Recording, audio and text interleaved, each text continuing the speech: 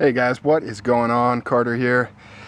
Man, it's a beautiful day. You gotta get a look at how, look at that, blue skies. And don't make fun of my dandelions.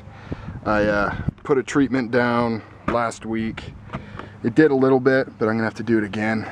We've got, in case you were wondering, we've got secondary water here. Basically what that means is that it's not culinary water, so it's not tap water.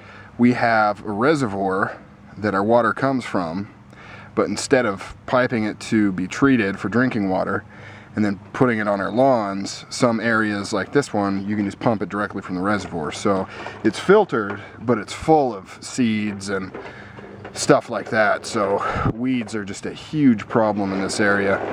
Gotta treat them all year long. Anyways, I didn't intend on mentioning that. You know how it is. But this video is going to be kind of a follow-up. Sorry about that noise. My kid's training to mow the lawn. You got to start them early. I remember my dad made me start mowing the lawn the second I could walk, it seems like. Can you hold off for a sec, bud? But sorry guys, this is my life. This is how it is. Sorry. But hopefully you can hear me. This is a follow-up on the Spinewhack testing that I did. I realized today that I didn't really come to any conclusions. Like, I showed them and I was like, oh yeah, this is how it kind of performed, but I didn't really talk about what it kind of means. My kid's still going. He's still going. Basically, I tested the Emerson design along with, oh wow, what the heck?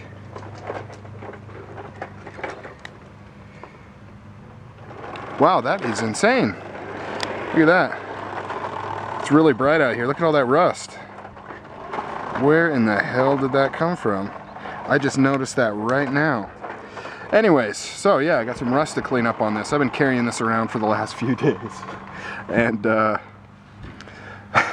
sorry guys. Basically when I Spinewhacked, I tested Strider's model and Emerson's model. It wasn't these two. My Horseman's getting some work done on it, and the Strider I tested I've since sold. Same design though. Yeah. Dad's trying to make a video here, bud.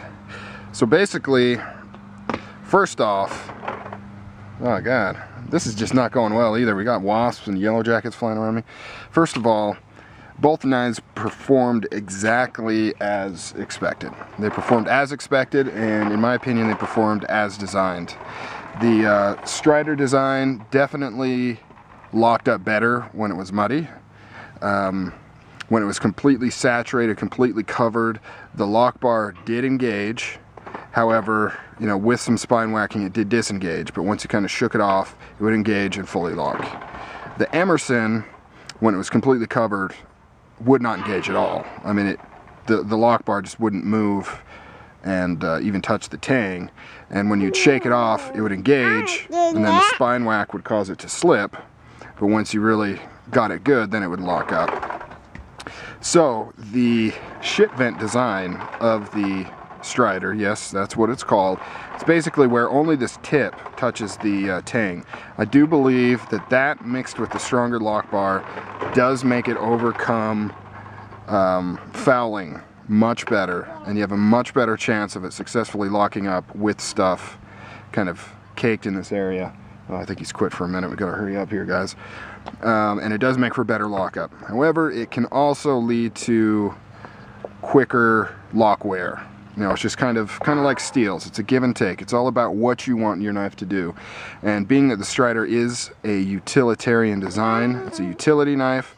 It is not a tactical folder. It's not a fighting blade. Of course, anything can be used for self-defense, but that's not what it's designed for. This is designed as a utilitarian knife to be used for cutting tests. That's all it's for. And so it is kind of designed more for harsher environments, getting it muddy, getting it dirty, and still being able to lock up and perform. This is designed primarily for tactical, self-defense, fighting, close quarters combat. That's what this is designed for. And because of that, they've made changes to the design.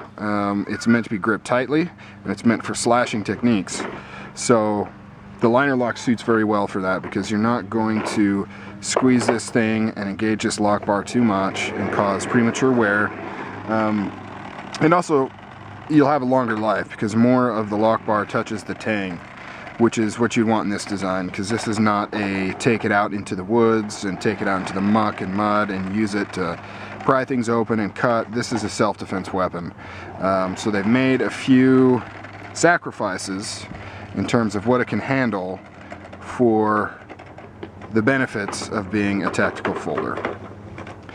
And like I mentioned before, this is exactly what I would expect it to behave like in that situation, and I wouldn't expect it to do any differently. So in my mind, both of these performed perfectly well in the Spinewhack test.